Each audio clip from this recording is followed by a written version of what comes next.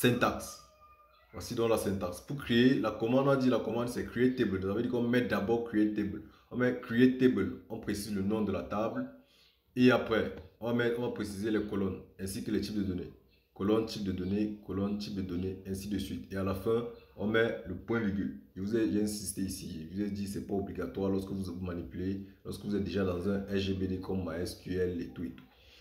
Salut à tout le monde, vous allez bien j'espère. Nous nous retrouvons pour une nouvelle vidéo sur notre cours sur les bases de données. Dans cette vidéo, nous allons faire la leçon 5.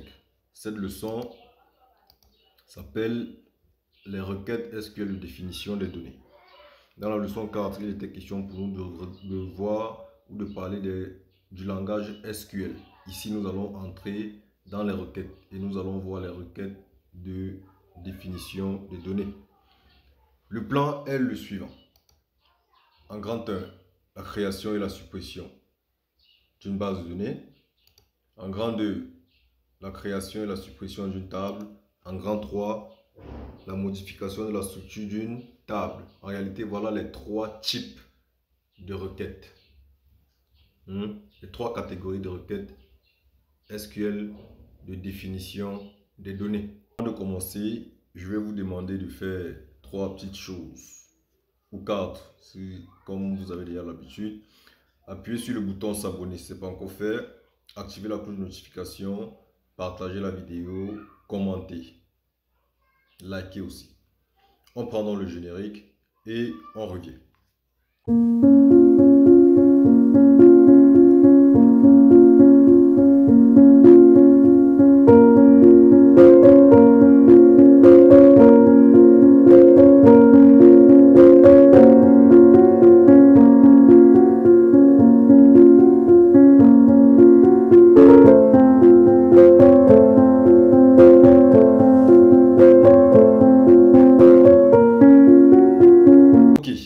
Ici, quand création et suppression d'une base de données, création d'une base de données.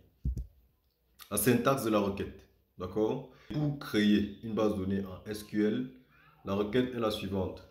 Voici ça ici. Create database, nom de la base de données. C'est ça ici. D'accord? Donc, vous allez créer la requête create database et vous mettez le nom de la base de données, suivi des points-virgules. Mais dans certains SGBD, le point-virgule n'est pas obligatoire.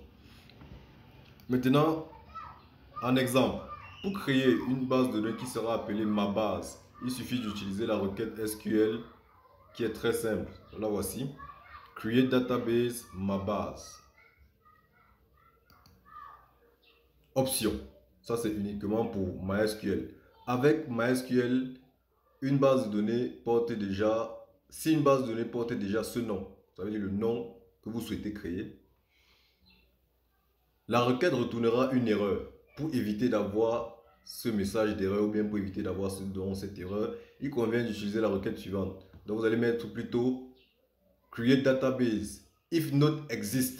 Ça veut dire que si la base de données n'existe pas encore, on la crée. Ça c'est une option. L'option if not exist permet juste de ne pas retourner d'erreur si une base du même nom existe déjà. La base de données ne sera pas écrasée. Donc ça veut dire que si ça existe, elle ne sera pas écrasée. Si ça n'existe pas, elle sera créée. D'accord? Ok, donc c'est une option SQL, de MySQL, le SGBD MySQL. Maintenant, comment supprimer? Suppression d'une base de données. La syntaxe. Drop database, nom de la base. D'accord? Point virgule. Exemple ici. Pour supprimer la base de données appelée ma base, donc celle qu'on vient de créer, il suffit d'utiliser la requête suivante. Drop database, ma base. Drop database. OK. Maintenant, option MySQL. Par défaut, si le nom de la base de données n'existe pas, la requête retournera une erreur. Donc, pour éviter l'erreur, qu'est-ce qu'on fait? Il faut utiliser l'option if exist. Donc, on ne peut supprimer que ce qui existe. Comme en haut, on ne pouvait créer que ce qui n'existe pas. Donc, d'accord, ici, on va mettre drop database if exist ma base. Donc, on supprime si cela existe. Parce que si cela n'existe pas, c'est logique qu'on te retourne un message d'erreur. Donc, avec MySQL, tu peux empêcher ça. Tu vas dire, je vais supprimer, si ça existe bien sûr, la base de données, ma base. Ok, on va donc passer. On passe rapidement. Au grand 2, création et suppression d'une table. Ça, c'est l'une des requêtes les plus longues quand même en SQL. Création d'une table. C'est cette requête qui est longue. Pour la suppression, elle n'est pas compliquée du tout.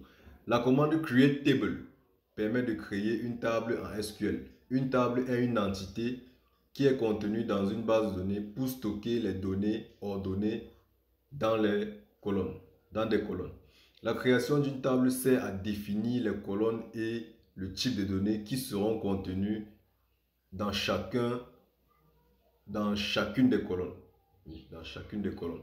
Entier, chaîne de caractères, date, valeur, binaire, etc. Syntaxe. Voici donc la syntaxe. Pour créer la commande, on a dit la commande c'est create table. Ça veut dire qu'on met d'abord create table. On met create table, on précise le nom de la table. Et après, on va préciser les colonnes ainsi que les types de données. Colonne, type de données, colonne, type de données, ainsi de suite. Et à la fin, on met le point virgule. J'ai insisté ici, je vous ai dit que ce n'est pas obligatoire lorsque vous manipulez, lorsque vous êtes déjà dans un RGBD comme MySQL et tout et tout. Ok. Explication de la syntaxe. Dans cette requête, 4 colonnes ont été définies. Colonne 1, colonne 2, colonne 3, colonne 4. Le mot-clé type de données sera remplacé par un mot-clé défini, par un mot-clé pour définir le type de données. Int, date, texte, etc. pour chaque colonne. Il est également possible de définir les contraintes d'intégrité telles que, ici on va citer, mais ce n'est pas tout, note nulle qui empêche d'enregistrer une valeur nulle pour une colonne. Default attribue une valeur par défaut si aucune donnée n'est indiquée pour cette colonne lors de l'ajout d'une ligne dans la table. Primary key indique si cette colonne est considérée comme étant la clé primaire pour un index. Exemple maintenant. Imaginons que l'on souhaite créer une table utilisateur dans laquelle chaque ligne correspond à un utilisateur inscrit sur un site, par exemple. La requête pour créer cette table peut ressembler à ceci. Create table. La table s'appelle utilisateur. ID, int, primary key, not null. Donc, on a ID, qui est l'identifiant, qui est un entier, int, comme entier. Primary key, clé primaire, not null, ne peut pas prendre la valeur 0, valeur nulle. Non, varchar, d'accord? 100. 100 étant un varchar ici, c'est chaîne de caractères. 100 étant le nombre de caractères maximum.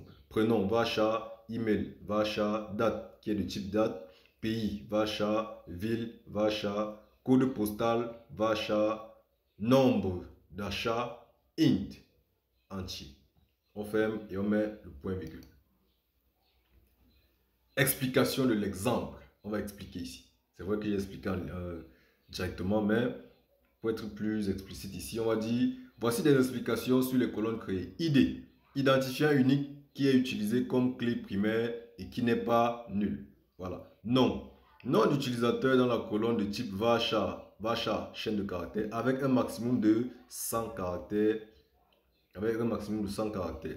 Prénom, idem, mais pour le prénom. Email, adresse email enregistrée sous 255 caractères au maximum. Date de naissance enregistrée au format AAMMJJ. AA, comme pour dire année, mois, jour. C'est le format par défaut. Pays, nom du pays de l'utilisateur sous 255 caractères maximum. Ville, idem pour la ville. Code postal, 5 caractères pour le code postal. Nombre d'achat. Nombre d'achat de cet utilisateur sur le site. Le nombre d'achats, c'est un nombre. Donc, on a mis int ici comme entier. Ok, voilà donc comment on peut créer une table. On définit les colonnes, les types de données, les contraintes d'intégrité. On va passer ici à la suppression. Petit 2, suppression d'une table. Très simple. La commande drop table en SQL permet de supprimer définitivement une table d'une base de données. Cela supprime en même temps les événements, les éventuels index, triggers, contraintes et permissions associées à cette table. Donc ça va supprimer tout. La syntaxe, très simple. Drop table, nom de la table. Pour supprimer, c'est très facile. Drop table, nom de la table. Exemple. Imaginons qu'une base de données possède une table client 2009 qui ne sera plus jamais utilisée et qui existe déjà dans un ancien backup. Pour supprimer cette table, il suffit d'effectuer la requête suivante. Drop table client 2009. Ok. Intérêt. Il arrive, donc ça c'est l'intérêt de la suppression. Pourquoi est-ce qu'on supprime? Il arrive qu'une table soit créée temporairement pour stocker les données qui n'ont pas vocation à être réutilisées. D'accord? La suppression d'une table non utilisée est avantageuse sur plusieurs aspects. Libérer de la mémoire et alléger le poids des backups, des sauvegardes. Éviter des erreurs dans le futur si une table porte un nom similaire ou qui porte à confusion. Là, on va passer directement à la modification de la structure d'une table. Très important, très capital aussi. Et c'est à voir plusieurs fois parce qu'il y a plusieurs requêtes qui vont entrer dans la modification. La commande alter table en SQL permet de modifier une table existante. Elle permet d'effectuer les actions suivantes.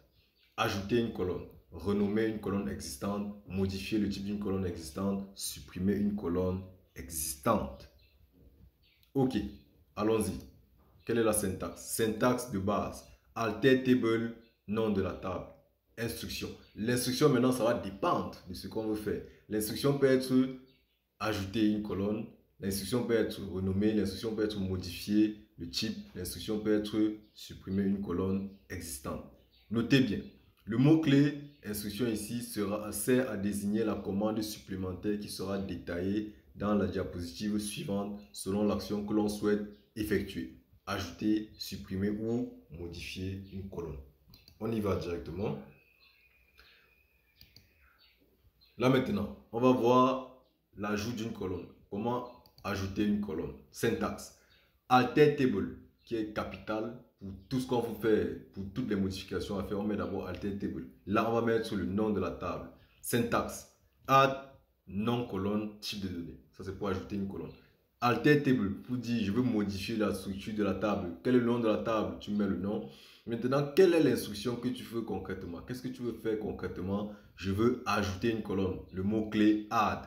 Quel est le nom de la colonne? Tu mets le nom. Quel est le type de données? Tu mets le type. Exemple, pour ajouter une colonne qui correspond au sexe sur une table utilisateur, il est possible d'utiliser la requête suivante. Alter table utilisateur add sexe SHA1. Donc, sexe ici, c'est le nom de la table, le nom de la colonne. SHA, comme pour dire caractère, un caractère. Renommer une colonne. Comment renommer une colonne? Syntaxe. Il y a deux syntaxes possibles. Il y a la syntaxe pour MySQL et la syntaxe pour PostgreSQL. Alter table, ça c'est pour SQL. Pour MySQL, c'est alter table, on met le nom de la table. Toujours, vous allez voir que pour toutes les modifications, il faut d'abord mettre alter table. Maintenant, l'instruction ici, c'est change pour MySQL. Change, vous mettez le nom de l'ancienne colonne, vous mettez le nom de la nouvelle colonne et vous mettez le type de données. Ça c'est pour MySQL. Change, nom de l'ancienne colonne, nom de la nouvelle colonne, nom de la colonne qu'on veut modifier et le nouveau nom que la colonne va porter suivi du type de données. Pour PostgreSQL, qui est aussi un autre SGBD, il faut mettre plutôt alter table, nom de la table. Là, c'est idem. Maintenant, ce qui va changer, c'est l'instruction. Ici, l'instruction, c'est rename. Rename column. Le nom de la colonne à renommer. Vous mettez le mot-clé ici, tout. Nouveau nom. Donc, rename, ancien nom, tout, nouveau nom. Ici, on n'a pas besoin de préciser le type. Le type qui était déjà là sera conservé. Exemple. Pour renommer la colonne sexe en jar dans notre table utilisateur, les requêtes possibles sont les suivantes. On va voir la requête MySQL et la requête PostgreSQL. MySQL, alter table utilisateur change sexe, qui est le nom actuel, to genre. Bon, ici on ne met pas tout. Sex, change sexe, genre SHA1. Donc on va changer sexe en genre, type de données SHA1. PostgreSQL, alter table utilisateur, rename colonne, je veux renommer la colonne, sexe to genre, ici c'est un peu plus, c'est plus facile même parce que c'est de l'anglais. Rename colonne, sexe to genre, je veux renommer la colonne sexe en genre. Ok, voilà donc ce qu'il en est du renommage de colonne. Modifier le type de données. Syntaxe. Pour modifier le type de données ici, il y a aussi deux syntaxes possibles. MySQL, alter table, nom de la table, modify, nom, colonne, type de données. D'accord? Donc, on va mettre le nom de la colonne et on va mettre le nouveau type. Sur PostgreSQL, alter table, nom de la table, alter colonne, nom de la colonne, type, type, ici, type de données. Donc, c'est alter table, alter colonne, nom de la colonne, type, type de données. Exemple, pour modifier le type de données sexe en va, chat, 5 dans notre table utilisateur, les requêtes possibles sont les suivantes. Sur MySQL, alter table utilisateur, modify sexe, va, chat, 5. Donc, on change le type. Le type qui était d'abord chat devient va, chat. D'accord?